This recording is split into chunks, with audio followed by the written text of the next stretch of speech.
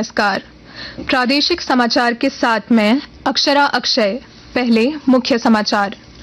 चुनाव आयोग ने आदर्श आचार संहिता को प्रभावी ढंग से लागू करने का दिया निर्देश। कैबिनेट सचिव सभी राज्यों के मुख्य सचिवों और मुख्य निर्वाचन अधिकारियों को भेजा पत्र। झारखंड के मुख्य निर्वाचन अधिकारी के रवि कुमार ने बताया, राज्य में नए मतदाताओं की संख्या 22,33,000 पहली बार लोकसभा चुनाव में करेंगे मतदान। जेपीएससी सिविल सेवा पीटी परीक्षा आज 2 पालियों में होने वाली इस परीक्षा के लिए बनाए गए हैं 800 से अधिक केंद्र। परीक्षा केंद्रों के आसपास निषेधाज्ञा लागू। और साइक्लोनिक सर्कुलेशन के कारण 21 मार्च तक राज्य के अलग अलग हिस्सों में होगी बारिश। 19 मार्च को कोल्हान के लिए ऑरेंज अलर्ट और संताल के लिए येलो अलर्ट जारी। और अब समाचार विस्तार से। लोकसभा चुनाव और 4 राज्यों में विधानसभा चुनाव की घोषणा के बाद चुनाव आयोग ने आदर्श आचार संहिता के प्रावधानों को प्रभावी ढंग से लागू करने का निर्देश जारी किया है। कैबिनेट सचिव सभी राज्यों के मुख्य सचिवों और मुख्य निर्वाचन अधिकारियों को लिखे पत्र में कहा गया है कि चुनाव की घोषणा के 24 घंटे के भीतर सभी दीवार लेखन, पोस्टर, कागजात या सरकारी संपत्ति पर किसी अन्य रूप में विरूपण को हटा दिया जाए। कहा गया है कि सार्वजनिक संपत्ति और रेलवे स्टेशनों और बस स्टैंड जैसे सार्वजनिक स्थानों पर अनाधिकृत दीवार लेखन या पोस्टर, होर्डिंग, बैनर, झंडे के रूप में राजनीतिक विज्ञापन 48 घंटों के भीतर हटा दिए जाएं। लोकसभा चुनाव की घोषणा के साथ पूरे देश में आदर्श आचार संहिता कल से प्रभावी हो गई है। झारखंड के मुख्य निर्वाचन अधिकारी के रवि कुमार ने कल रांची में बताया कि मतदाताओं की संख्या और सुविधाओं को ध्यान में रखते हुए इस साल 8 विधानसभा निर्वाचन क्षेत्रों में कुल 95 नए मतदान केंद्र बनाए गए हैं। नए केंद्रों के जुड़ने के बाद राज्य में कुल मतदान केंद्रों की संख्या अब 29,521 हो गई है। श्री कुमार ने बताया कि इस बार झारखंड के 22,33,000 मतदाता पहली बार वोट डालेंगे। राज्य के सभी मतदान केंद्रों पर न्यूनतम सुविधाएं उपलब्ध कराई जा रही है। बता दें कि झारखंड में 4 चरणों में लोकसभा चुनाव कराए जाएंगे। लोकसभा चुनाव के दौरान जमशेदपुर में 25 मई को मतदान होगा। जिला निर्वाचन पदाधिकारी अनन्या मित्तल ने बताया कि जमशेदपुर में मतदाताओं की संख्या लगभग 18,41,000 है। लोकसभा चुनाव के दौरान सरायकेला जिले में 2 चरणों में वोट डाले जाएंगे। इसे लेकर उपायुक्त रविशंकर शुक्ला और पुलिस अधीक्षक मनीष टोप्पो ने कल शाम बैठक कर आदर्श आचार संहिता के अनुपालन का निर्देश दिया। पाकुड़ के जिला निर्वाचन पदाधिकारी सह उपायुक्त मृत्युंजय कुमार बरनवाल ने बताया कि राजमहल संसदीय क्षेत्र के पाकुड़ जिले में महेशपुर, लिट्टीपाड़ा और पाकुड़ के 1014 बूथों पर 80% से अधिक मतदान के लिए विशेष जागरूकता अभियान चलाया जाएगा।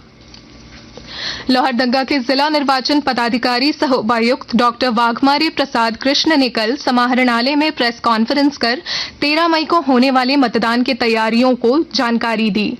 उन्होंने बताया कि आदर्श आचार संहिता के अनुपालन के लिए 5 फ्लाइंग स्क्वाड और इतनी ही स्टैटिक सर्विलांस टीम बनाई गई है। लोकसभा चुनाव 2024 को लेकर लातेहार जिला निर्वाचन पदाधिकारी सह उपायुक्त गरिमा सिंह ने कल प्रखंड के राजकीयकृत मध्य विद्यालय स्थित बूथ संख्या 319 और 320 का निरीक्षण किया। इस दौरान उपायुक्त ने बीडीओ को प्रखंड के सभी बूथों पर मूलभूत सुविधा सुनिश्चित कराने का निर्देश दिया। साहिबगंज जिले में हर महीने की 3 तारीख को रोजगार मेले का आयोजन किया जाएगा। विस्तृत ब्यौरा दे रहे हैं हमारे संवाददाता। साहिबगंज जिले में ऐसे युवक युवतियां जो पूर्व में कौशल विकास के तहत प्रशिक्षण प्राप्त कर चुके हैं तथा जिन्हें अभी तक रोजगार उपलब्ध नहीं हो पाया है, उनके लिए रोजगार मेला का आयोजन किया जाएगा। जिले में चरणबद्ध तरीके से प्रशिक्षित लोगों को रोजगार से जोड़ने का काम किया जाएगा। साहिबगंज के उपायुक्त हेमंत सती ने बताया कि जिले में पलायन और बेरोजगारी की समस्या को कम करने के उद्देश्य से यह एक सकारात्मक प्रयास होगा। इस कार्यक्रम के तहत प्रत्येक माह की 3 तारीख को एक रोजगार मेला का आयोजन किया जाएगा, जिसमें विभिन्न काम देने वाली एजेंसियां तथा हुनरमंद बेरोजगार लोगों को बुलाया जाएगा। आनंद कुमार ओझा, आकाशवाणी समाचार, साहिबगंज। आकाशवाणी के ताजा तरीन समाचारों के लिए आप हमारी वेबसाइट newsonair.gov.in पर लॉग ऑन कर सकते हैं। ताजा समाचार x handle @AIR News Alerts और Facebook page all India radio news पर भी उपलब्ध है। आप प्रादेशिक समाचार एकांश के एक्स हैंडल @AIR News_Ranchi और फेसबुक, इंस्टाग्राम पेज तथा YouTube channel AIR News Ranchi पर भी हमारे बुलेटिन सुन सकते हैं। प्रादेशिक समाचार आप आकाशवाणी रांची से सुन रहे हैं। जेपीएससी सिविल सेवा पीटी आज राज्य भर के 834 परीक्षा केंद्रों पर आयोजित की जाएगी। सभी परीक्षा केंद्रों के 100 मीटर की परिधि में निषेधाज्ञा लागू कर दी गई है। वहीं सुरक्षा के भी कड़े प्रबंध किए गए हैं। इस परीक्षा में राज्य भर के 3.5 लाख से अधिक अभ्यर्थी शामिल होंगे। इधर लातेहार में परीक्षा शांतिपूर्ण और कदाचार मुक्त कराने को लेकर अपर समाहर्ता रामा रविदास को नोडल पदाधिकारी बनाया गया है। लातेहार के जिला शिक्षा पदाधिकारी प्रिंस कुमार ने बताया कि परीक्षा को लेकर जिले में 37 केंद्र बनाए गए हैं।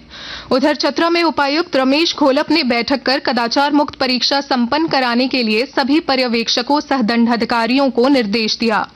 इधर धनबाद के 65 केंद्रों पर होने वाली इस परीक्षा को लेकर 5 जोनल दंडाधिकारी के अलावा फ्लाइंग स्क्वाड, गश्ती दल, स्टैटिक मजिस्ट्रेट समेत पुलिस पदाधिकारियों की प्रतिनियुक्ति की गई है। उधर सरायकेला खरसावा जिले के उपायुक्त रविशंकर शुक्ला ने बताया कि जिले के दोनों अनुमंडल क्षेत्र में परीक्षा के दौरान निषेधाज्ञा लागू रहेगी। आसनसोल मंडल में जसीडीह झाझा रेल लाइन पर आज होने वाले निर्माण कार्य को लेकर ट्रैफिक ब्लॉक किया जाएगा। इसके मद्देनजर धनबाद से खुलने और गुजरने वाली 2 ट्रेनों के परिचालन में अस्थायी बदलाव किया गया है। धनबाद पटना इंटरसिटी एक्सप्रेस धनबाद से 6 घंटे देर से खुलेगी। वहीं पटना से आज खुलने वाली पटना धनबाद इंटरसिटी एक्सप्रेस पटना से 1 घंटे देर से खुलेगी और रक्सौल से खुलने वाली रक्सौल हैदराबाद एक्सप्रेस 1.5 घंटे देर से खुलेगी। ईडी की छापेमारी के बाद राज्य सरकार ने गोविंदपुर के अंचल अधिकारी शशि भूषण सिंह को पद से हटाते हुए चतरा के सिमरिया अंचल के सीओ धर्मेंद्र कुमार दुबे का गोविंदपुर तबादला किया है।